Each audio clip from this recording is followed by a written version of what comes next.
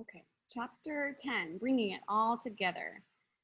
Whoa, beautiful, isn't it? Bertel Thorvaldsen, Hebe, the goddess of youth. The original is in Denmark, and this reproduction is completely faithful. I've always been fond of it, though. How did he make the cloth look so real? I wish I could tell you, David.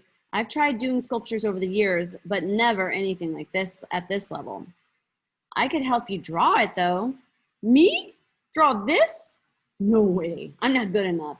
David, I know your capabilities. You could draw this if you wanted to.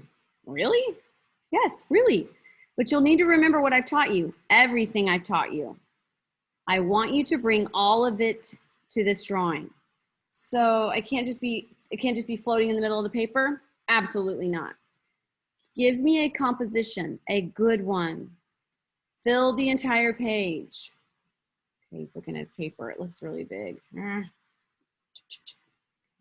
his little composition fingers. Taking a look in different ways. Getting a little frustrated. Taking a look. Oh, he has an idea. Okay, he's positioning himself and he's starting to draw. I like it a lot. Really? Yeah, it's going to be a very nice composition. You're letting the sculpture stay in focus, but also working a bit of the doorway into the foreground. I think it'll be great. But you'd better bring your A game when you draw that sculpture, buddy, because I'm going to be watching the proportions like a hawk. Oh. Okay, so she's watching him draw. He's getting it in there, still thinking. Very impressive, David. You made so much progress lately, but these proportions are a little bit off, sadly. Really? Remember the trick I taught you when you drew the sleeping security guard? Well, now's the perfect time to use it. Think of this frilly edge of the clothing as the dividing line. Try to see everything from up here to the top of her head as a single shape. Then do just like you did before. Compare the two shapes, especially their relative lengths. Okay, give me a second here. So he's thinking about the shapes. All right, now do the same thing with your drawing. So he's checking out his drawing and he found something. The legs are too long. Yep.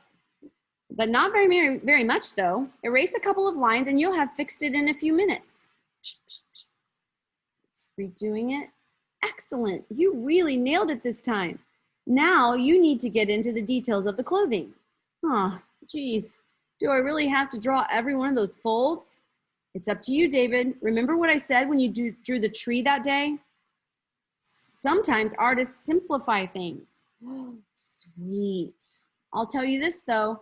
I want the folds you draw to be in the right place. And what's the secret for doing that? Let me think. Negative space. That's right. Don't just look at the folds. Look at the spaces between the folds. All right, so he's thinking with that tongue out again. He's drawing, he's thinking. What's the problem? Faces and hands are so hard to draw. Then stop thinking of it as a face and stop thinking of them as hands.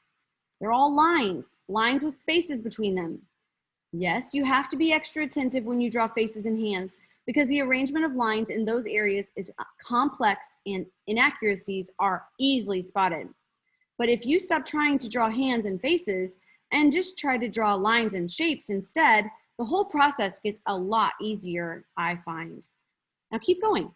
All right, so he's drawing. Ooh, drawing, taking a lot of time. Beautiful work, David. Oh, and you're past the hardest part now. Adding on the shading should be pretty relaxing by comparison. Now, what do I always say about shading? Try to make it follow the surface of the object, like I did with the pillow at the coffee shop. Exactly. The sculpture has a much more varied surface, but the same principle applies.